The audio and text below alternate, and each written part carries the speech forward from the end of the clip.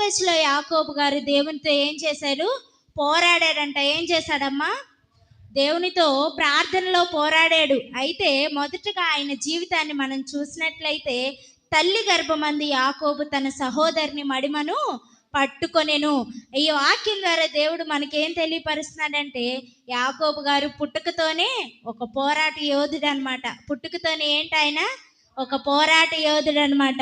తనకు దక్కవలసిన ఆశీర్వాదం కొరకు, తనకు దక్కవలసిన జ్యేష్ఠత్వం కొరకు తల్లి గర్భంలోనే ఆయన పోరాడాడు. ఎక్కడ పోరాడాడమ్మా? తల్లి గర్భంలోనే తన అన్న మడుమను పట్టుకొని పోరాడాడు. ఎందుకు? నేనే ముందెళ్ళాలి, నేనే ముందు పుట్టాలి, జ్యేష్ఠత్వం అనేది నాకే రావాలని తల్లి గర్భంలోనే పోరాడాడు. యాకోబు గారికి ఎంత విశ్వాసమో కదండి. యాకోబు గారికి ఎంత భక్తి ఉంటేనో, ఆయన బాల్యం నుంచి శిశువుగా ఉన్నప్పుడే దేవుడు ఆయనకు అంత గొప్ప ధన్యతనిచ్చాడు. ఇచ్చాడా లేదమ్మా?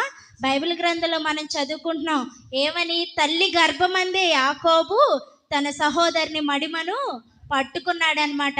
గర్భంలోనే పోరాడాడు. దేనికోసం? దేవుని ఆశీర్వాదం కోసం. దేవుని యొక్క ఏం కోసం పోరాడాడమ్మా? దేవుని యొక్క ఆశీర్వాదం కోసం, ఆయన నుంచి వచ్చే మేలుల కోసం పోరాడాడనమాట. పోరాడి దేవుడు నా జీవితంలో ఈ కార్యాన్ని చేస్తాడని ఏ దశలో పోరాడాడు? యవ్వన దశలో పోరాడాడు. ఈ రోజున యవనస్తులుగా ఉన్న స్త్రీలైనా పురుషులైనా కూడా మరి ఈ రీతిగా పోరాడుతున్నారా? మీరు ఒక సమస్యను బట్టి దేవుని సన్నిధిలో పోరాడితే, యాకోబు గారు మేలుని ఆశీర్వాదాన్ని పొందుకున్నాడా లేదమ్మా? స్త్రీల జీవితంలో చూసినట్లయితే ఎస్తేరు గారు యవన దశలో పోరాడింది, గొప్ప ఆశీర్వాదాన్ని ఆమె పొందుకుంది. ఆమెను బట్టి ఒక జాతే రక్షింపబడింది.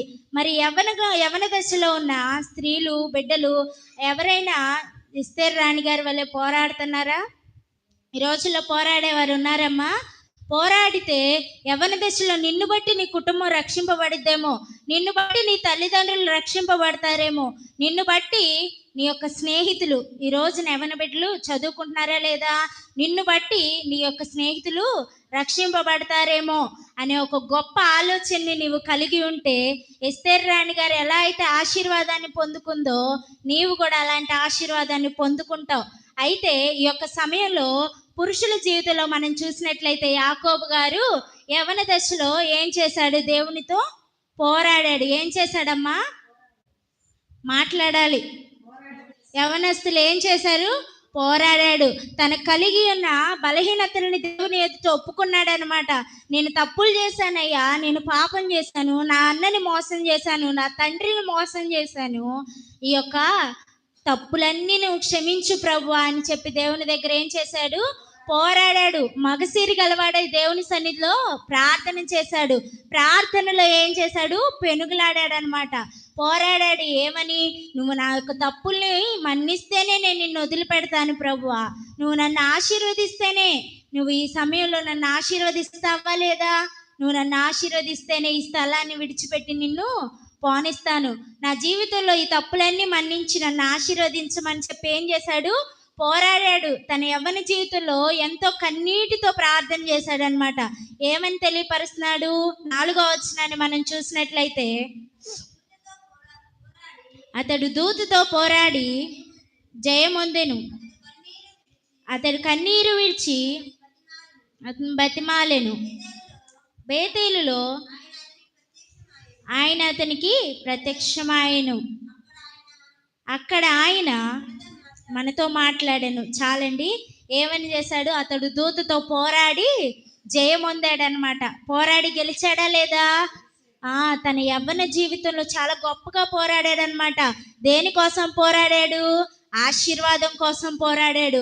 తన యొక్క జీవితంలో మేలుల కోసం పోరాడాడు. తన జీవితంలో ఒక కార్యాన్ని జరిగించమని దేవుని దగ్గర పోరాడాడనమాట.